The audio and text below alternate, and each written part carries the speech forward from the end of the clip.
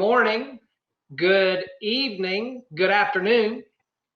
We're in for a treat today. We're going to be able to hear the crypto story, an XRP story of Mohammed Saadiq. Did I say that correctly or close? It's Saadiq. You can just say Mohammed, that's fine. Saadiq. Okay, Mohammed. And so we briefly spoke a little bit before, and he's a veteran and is a father of 6. And I'm not going to take any more away from his thunder. I'm just going to ask him to tell everybody about himself and how he found crypto. And he and I are just going to kind of have a friendly conversation, just like we were sitting down, at a restaurant having lunch together. And we're talking about our crypto experience together. So, Mohammed, you want to kind of let everybody know how you found all this stuff and where you feel like we're going? Well, I came into the crypto space shortly after Donald Trump shut down the economy. When we had an economy shutdown and the TSA was working but not getting paid. My daughter works for the TSA. I am a military veteran. I served in the Navy for 4 years, and then I retired from the Coast Guard after 24 years of total service. And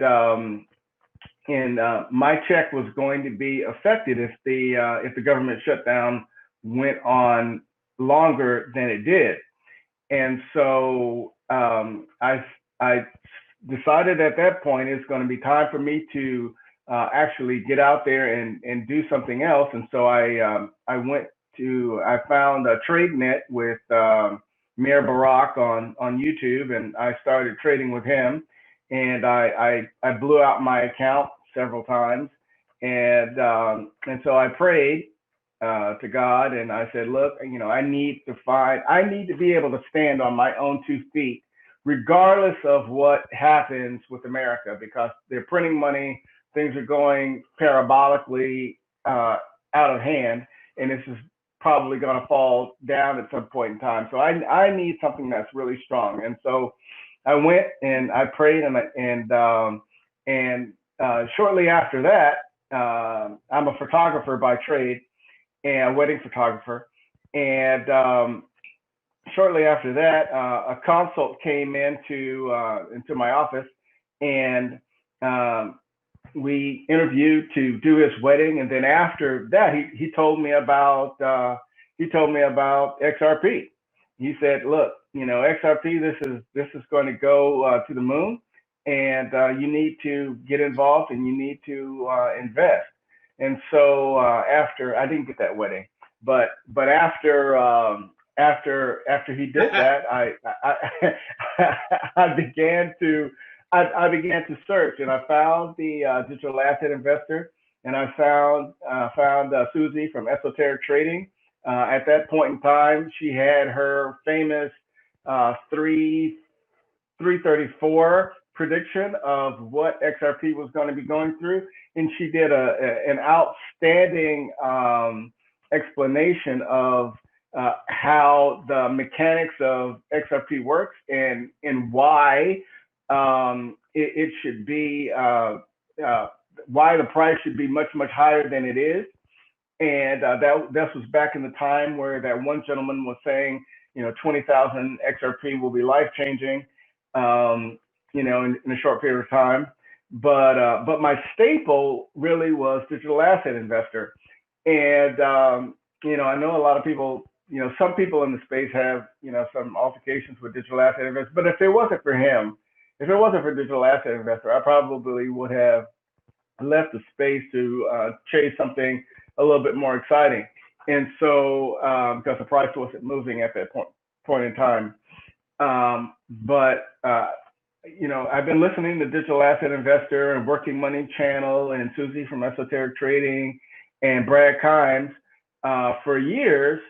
And I'm really confident, with the investment and now at this point in time to see where all of the things are going, and to be so glad that I'm in long before the the financial advisors are here. The financial advisors aren't even here yet. And so just like digital asset investors said, like they're all coming in, and all of this money is going to be coming into the space. And so with Grayscale's advertisements directed to the to the financial advisor community, I'm like, okay, this is about to jump off at any moment now, and so. So exactly, and so I'm like, okay, this is poised to take off just the way that all of these long-term people in the space have said that it would. And so like that slide that you have behind your head, I've been following that, and I've been seeing all of these pieces being put into place. And one of the things that I have started to kind of come into my thinking is that I've shifted from, oh, this is all going to happen tomorrow, to when big news comes out, it's like, okay, all right, this is big news. At best, it's going to take maybe 3 to 6 months to implement this. So like we're all really excited for the IMF to meet in October, and where those where that SDR basket is going to get reevaluated. And I'm like, okay, it could happen, but it could happen that day, but I seriously doubt it. It'll probably take 6 to 12 months after that reorganization to happen. And that, kind of like stews down some of the FOMO for me, because that first year that I got in, I was like, okay, I'm going to put in as much as I can. I'm going to get to 20,000. And then by December, it's going to take off. And then it didn't take off. And then it didn't take off in 2019. But I'm positive, and confident with the investment and with all of the news that's unfolding, and looking at all of the things that have happened in the space, where this is going. It's inevitable that it's going this way, because it can't continue on the path and the trajectory that it's continuing. And so, shout out to Kevin Cage and Gregory Mannarino and a lot of these people in the space, King Solomon, Darren 21, Darren Moore, all of that in Python. Oh my God, you can't. I Am Legion, and you can't not take in all of the massive contributors that are in the space. So I can't shout out to them enough, that have absolutely just kept me in the space. But realizing that we're dealing with banks. Banks aren't going to, oh, this is something new and we're going to implement it tomorrow. That's not going to happen. It's going to take time. But what I'm seeing is I'm seeing all of the chess pieces moved into place, so that when that big bang crossover takes shape, I'll be well positioned for the moves that are going to happen. Very well said, and I could not agree with you more. Or I would, what do they call that? When you just blow up, it's not internal combustion, but when you just blow up. My belief level is at the same level as yours. Instantaneous combustion. That's what I'm talking about. I would just cease to exist if I believed one any bit more. Now, so when you first started looking at it, though, as any normal human being would, you look, and then what do you feel like was kind of the first thing that really kind of intrigued you and then you just kept going and kept going and kept going and validated the belief that you kind of felt like you were seeing. Do you remember anything specific that kind of made you really think, hey, there really might be something to this? Yeah, yes. When I listened at Susie's 334 prediction, when she explained the friction, the level of friction that the banks have with Nostro Vostro accounts, and the fact that would be a 70% savings immediately right off the top. And she was speaking from experience, and she was telling her experience within the banking system. That was really the huge selling point for me. If you go back and you look at her 334 video, she's made other great videos for now, but for me, that 334 prediction video, that really because she laid it out very nicely, very succinctly. She explained what the problem was. She explained what the solution was, how Ripple was bringing a solution to the problem. And then as we went on, and MoneyGram got involved, and then MoneyGram ran their test, and to see the ODL numbers increase month over month over month over month over month, proving that ODL corridors work. That confirmed it for me, and for migrant workers to be able to send money home at fractions of a cent rather than massive dollars being taken out of their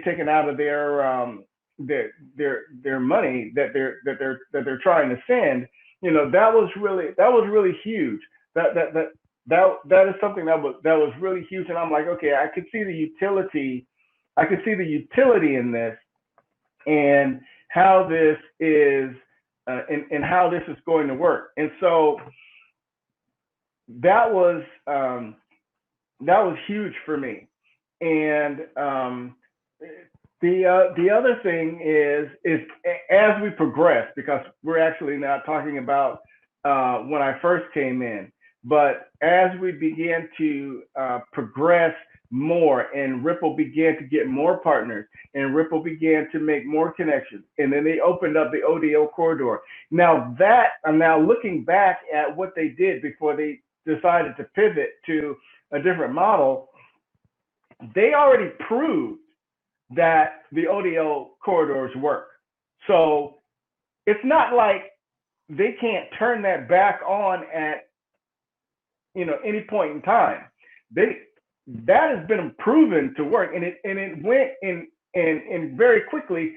It garnered 7% of the remittance market. Now, since they're not ready to roll out their whole system, they're allowed to go ahead and pivot. That part has already been proven.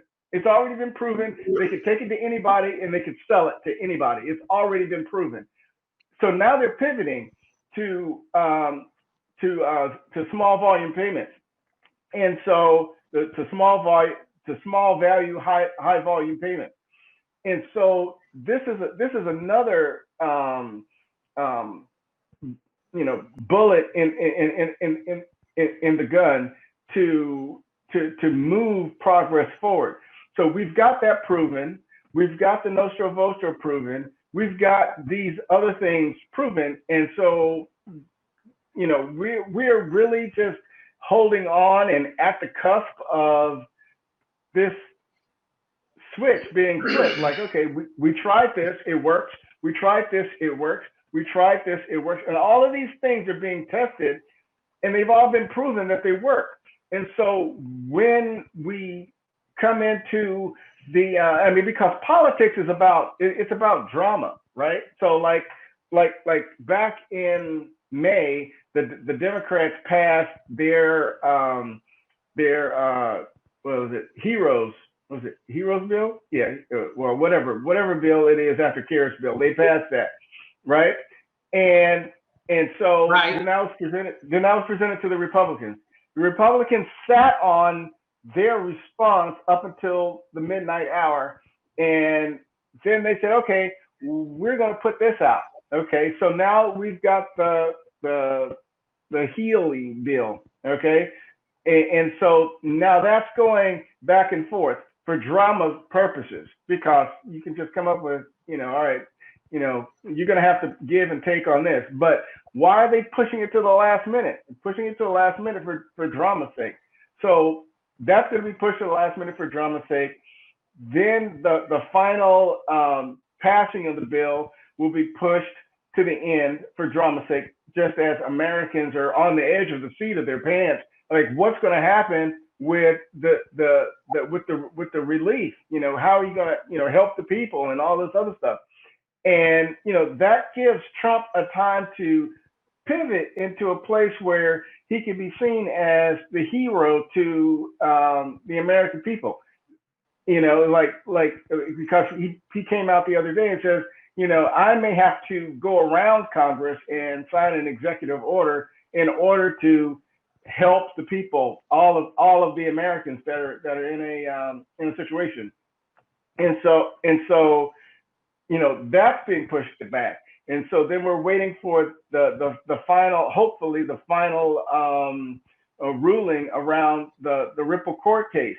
So that's being pushed back. So all of these things are like on the edge of seats. But a lot of people get disillusioned because they're like, I signed on to this party thinking that I'm going to put in a whole bunch of money, and then tomorrow XRP is going to be at like $10,000 or something. And that's not how it plays out in the whole global situation. So globally, in the larger political arena, there's some things that have to play out. We're going to have to wait until that October meeting of the IMF before we even have clarity. Brian Brooks isn't coming out with his final plan until October. So those two big things are waiting till October. We as a community, we've been waiting. We've been waiting for regulation. We've been waiting for small little bits of pieces to be put together in order to be able to move along. So where I think it's going is where it's been promised to go. That's where I think it's going. And fantastic, Mohammed. And so, do you think that there was anything maybe that I don't know, 4 or 5 months ago happened, or 1 month ago happened, that just reconfirmed your belief? And I know for me, even more recently than that, I know for me, and I've been in the space 2.5 years now, somewhere like that. Got in Bitcoin a little bit farther back from that. But the XRP experience about that long. And man, the game changer, excuse me, for me was that Brian Brooks announcement. I mean, I thought I believed before, but when Brian Brooks came out and then said the banks can custody cryptocurrency now, that to me was confirmed my belief. And was really the game changer for me more than anything else so far. How about you? Yeah, that Brian Brooks announcement was huge. It was absolutely, positively massive. The fact that I see that I can connect directly to Coinbase from my USAA account, that was huge for me. Like non-USA accounts, you can connect. I can connect my Coinbase account directly to my USAA account. That was huge. That was huge for me. And the other thing that is huge are the things that Blockchain Backer talks about in terms of the gold price going up and the dollar value going down.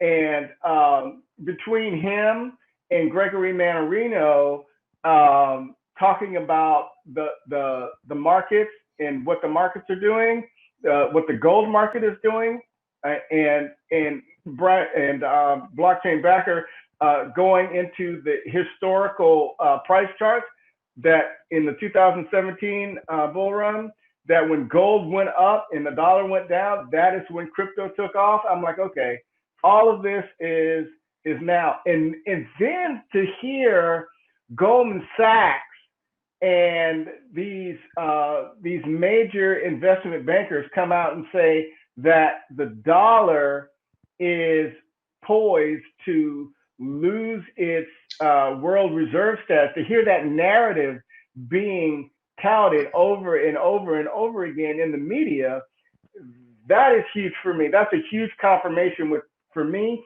with the things that the blockchain backer put together. I'm like, okay, so I know something drastic has to happen.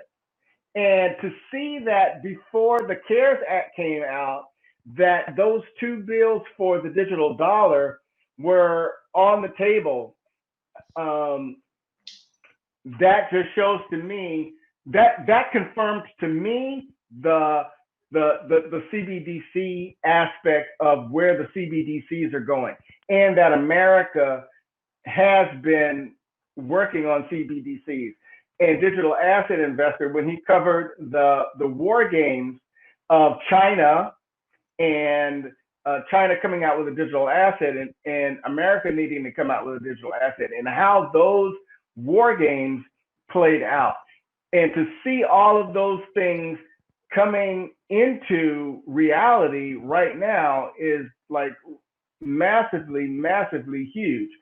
And so I believe that that with the election here, Donald Trump is really going to be put up against the fence with his polling numbers down, regardless of whoever you see. It's a narrative, regardless of whether you follow left-wing media or right-wing media. It's a narrative. It's a narrative that's in the public mind, and that's how seeds are put out there. So this underdog victory. Personally, I think that Donald Trump's going to win. I just do. But personally, as a narrative of the underdog, in the race, that builds the cinematic effect of everything coming together. Because Donald Trump has to do something massively huge in order to change everybody's life and make everything okay. So, with him being pressed up against the wall like that, and with the Republicans being pressed up against the wall like that, and with the global narrative being what it is, I think that it's going to be like this grand finale type of thing, and all Americans will get this huge sigh of relief, that, okay, I can finally go back to normal. But everything that, this pandemic has brought to be put in place, social tracking, and the doing away of paper money, because now you can't get money and you can't get coins now. All of those things, play into a narrative that, comes into a grand and final, finale. And when that happens, there'll be dancing in the streets, and people will people will be thanking Trump, and he'll be seen as the savior of the American people. And so I think all of those stage effects are culminating into to an apex, but that's going to take time to kind of play out. And so it's all the way up until the last hour of November or whatever that it has to play out. So I think that's what I think. And isn't it amazing? And I don't know about you, but for me, I never really took any interest in economies or finance or any of that kind of thing up until the last couple of years ago, And now I've thrown myself headlong into education. And I, like you, owe a huge debt of gratitude to the digital asset investor and people like him, Kevin Cage, Jungle Inc., Crypto Eddie, Brad Kimes, all of them. And but do you, once I began to really kind of understand, Muhammad, that the fractional reserve financial system is doomed. I mean, there is no way. It's not just America, but this whole financial system is doomed. They have got to do something. Have you found that same conclusion in the way that you look at everything as you've been looking into all this? Yeah, I read G. Edward Griffin's book, The Creature from Jekyll Island. Incredible book. I recommend that. Should be mandatory reading for every single American. It definitely, that is an awesome piece. But yeah, in that he talks about the fractional reserve system and how it's doomed to fail. And I do think that we have come to this apex where they need to make a reset, because the debt has blown out of proportion, far and beyond anybody can pay for it. And one of the things that I was thinking, about, in terms of politics, I'm apolitical. I'm not Democrat. I'm not Republican, because Obama did some things that were completely wrong, and Trump he's doing things that, some things sit with me, some things don't. And I rag on him a lot on Twitter. I rag on him a lot on Twitter. But when he does things right, I like to give him credit for it. And when he does things wrong, I like to talk to him, talk about him. Hey, I'll tell you one thing.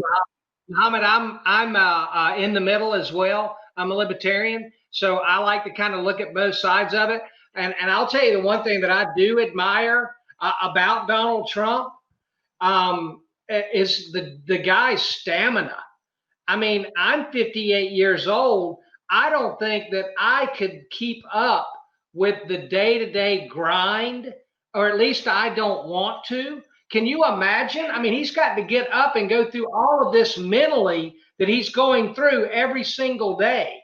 And I mean, I don't want to go through that mental grind. So good, bad, or indifferent, I admire the guy's stamina. How do you feel about that? I think that Trump. I think that he has some. I think that he has some good. I think that he has some good points, and I think that some of the things that are coming through that I am on the same level with. I do believe that we need to go to a gold standard. I think that is a more true place to be for the reality of wealth, to say. And I can kind of see where he comes from, but what I really like about Donald Trump is he tells it like it is. So whether you like him or whether you don't like him, I can respect a person for not giving me fluff when they're talking. Now, I don't necessarily always believe in what he's saying, but I could at least I could at least garner some truth of what's coming out of his mouth, even when I don't feel that he's telling the truth. So that's probably where my respect is for Donald Trump, in terms of him really just putting his feelings out there on his sleeve. At least he could be pretty consistent with that, and he gets up and he gets out there and he does his job um, to the best of his ability. I think that a lot of armchair politicians think, well, all you have to do is this and all you have to do is that. But just like anything else in life, it's nothing. It's probably much deeper than the way you envision it. Oh, this would be so simple, and it's all so simple while you're looking at somebody else doing. Oh, I see that Venus and Serena. I see them playing, and all they're doing is just hitting a ball until you go and you sit and you stand in the on the other side of the on the other side of the serve, and you're like, oh my God, I can't I can't hit it back. She hits it over here, Yeah. and then I'm over here, and she hits it over there, and I'm over there, and so that's pretty much like everybody who's looking outside, at the person in the ring, that quote that digital asset investor always talking about, the person that's in the ring with the dust on their face, they're the only one that actually knows what, is involved in doing that job. And so, I could be an armchair pundit all I want to, but I'm not writing policy. I'm not, having to deal with, all of, those types of situations over and over and over again. And most Americans aren't. But, you have to, you have to at least be honest with your assessment of what's going on. You can say, I wish this person would do this and I wish this person would do that, but you're not in the ring.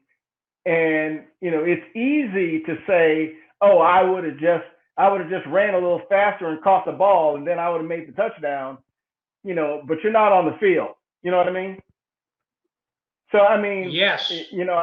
I know that both sides of the aisle, give Donald Trump either praise or criticism, but I think that to be human, about a certain the situation that we as Americans are in, there is a level of sensitivity that we as a nation need to build.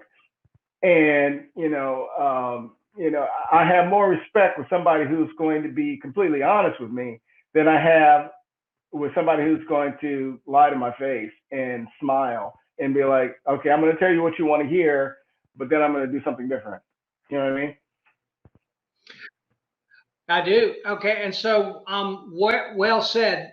So, where do you feel like we are as far as going to the price action that we would all like to get to? I know that you can recall that on December the 6th, 2017, we were at 20 cents. And then January the 7th, 2018, we were at 389. And do you feel like that the recent little price pump that we experienced from 17 to, I think we got to 33 or right at it, do you feel like that we're gradually going to go up from where we are now? And do you see that there's anything else that we need, like more regulation or the total financial collapse of the entire planet, or anything to be able to get us moving in on into the price action that we'd all like to see? I have really two views on this. I think that the spec run and the utility run are two different things. I think that in the spec run, we may get up to $10 like blockchain backers calling for. But when the utility run comes, I think that's going to be like David said. It's not going to be a gradual move. I think it's going to be instantaneous, and it's going to be I think it's going to be that big bang switch that has been talked about by central bankers and by David. And I think that that's going to be a dramatic shift. I think that up until that point, we're going to see some price actions and some pullbacks. We may even see a collapse in the American economy, where stocks pull down, because there's a lot of money that's going to need to change hands. And so I think that we need to keep our ear on the narratives that are being doled out to people. So when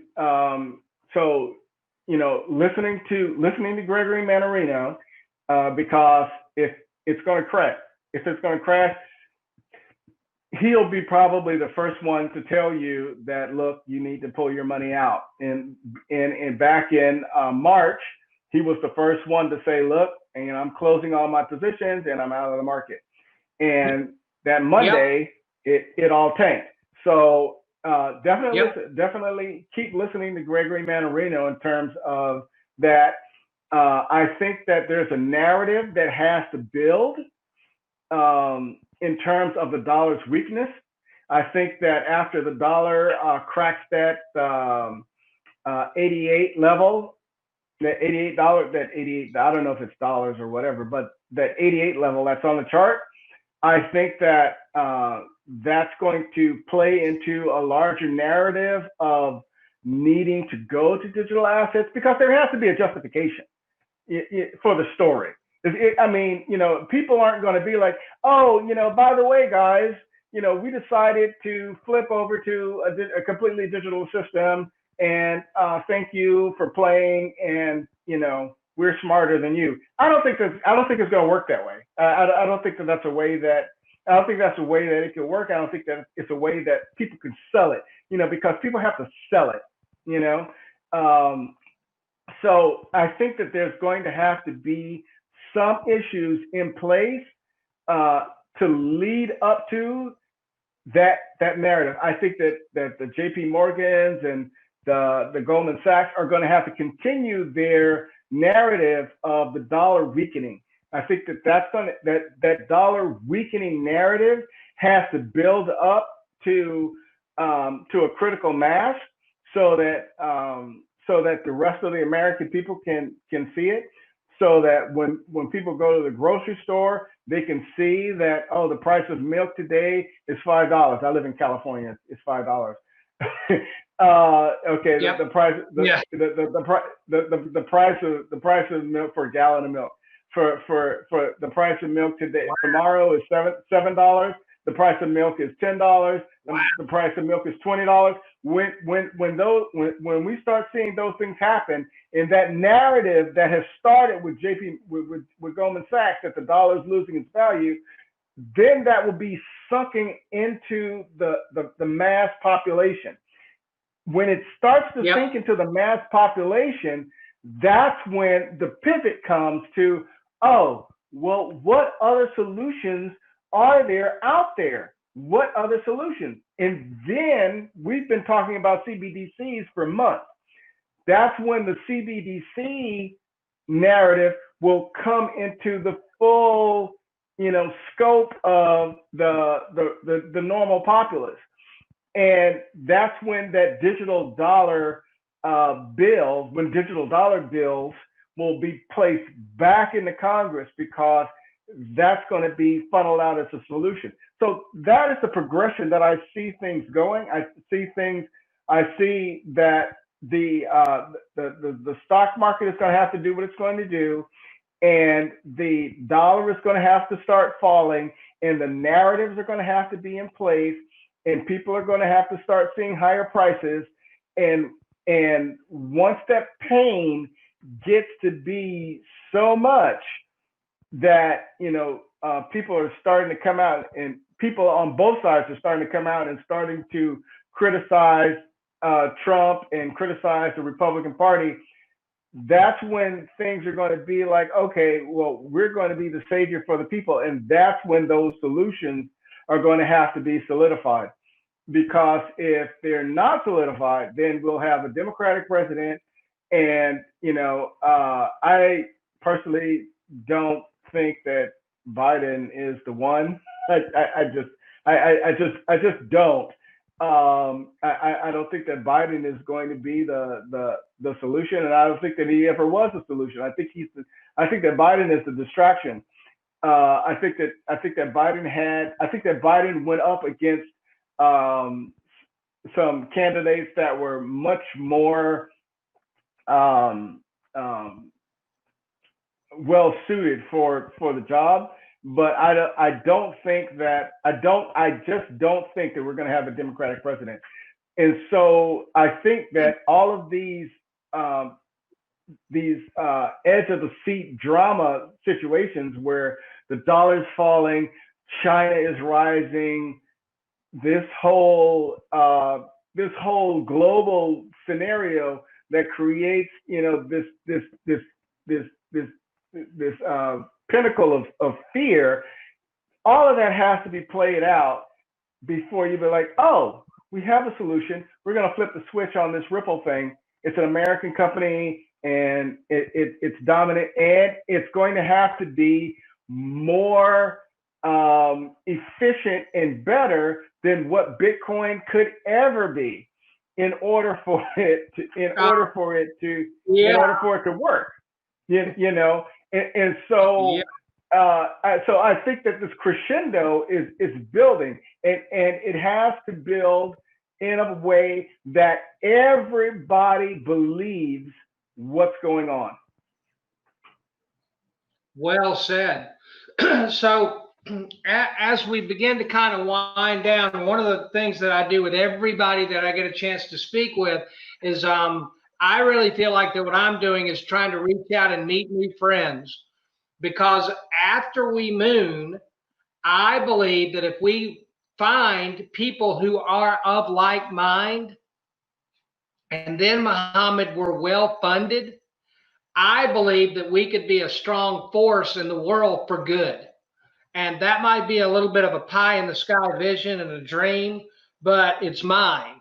And so I'm glad that I met you, because again, think about it. If we have 10, 15, 40, 50, 100 like-minded people who are all well funded, if we decided we wanted to go out and try to solve some kind of a problem, I think that would be a powerful group of people to be connected with. So again, that's just part of how I see what I'm trying to do and look into in my crypto magic journey. And I am grateful that I had the chance to be able to meet and connect with you. And I always pre-invite people to come back, because what I look at what I'm doing is I'm beginning to have a conversation with a new friend, and I'd like you to come back at some point so we can contrast where we were on August the 5th, 2020. And I don't know, a month and a half from now, get back together and say, hey, look what happened since we talked the last. So you're pre-invited to come back, number one, and thank you. And number two, I would really like to hear how you feel about the other people out there in the community who haven't stood up and shared their story yet. Do you want to hear from other people in the community? Because speaking for me, I want to hear from as many of them as I can meet. How about you? How do you feel about that? I feel that that's very important. I feel that it's a need to actually get out there and talk with people. Listening, on Twitter, the range and the gamut of what people want to do after we moon, and is diverse. Some people want to party like it's 1999. And some people want to change the world. And but one of the things that I know for a fact is that whatever comes to us, whatever riches that we gain from XRP mooning, there's going to be a multitude of people who are not going to be in our position. And if economic times fall hard on us and this country, we need to be at a position where we are decided to make a difference and to make things better. And in finding like-minded people looking to do good and looking to build and to bring jobs back and to put food back on people's tables and to solve some of the problems and to close the racial tensions and the inter-party tensions that are that's going on in this country. I think that we really need to come to the table and sit down face to face and begin to work on these hard issues that are facing us, and to use that money to make a difference, in the world, because God doesn't just give you money for you. The reason why you have money is so that you can help other people. That's the reason why God gives you money. And at the same time, if you're a believer in God, sometimes there are things that you're going to have to go through before He answers that prayer. And I talked to my cousins. I was able to get several of my cousins into XRP, so I was really happy about that.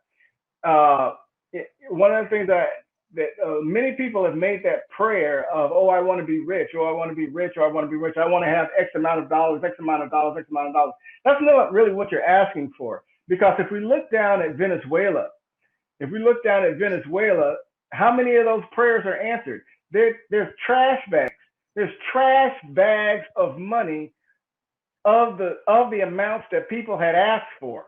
You can literally go down and scrape up trash bags and have that level of money that you prayed for. So it's not the money. It's not the money. It's the utility.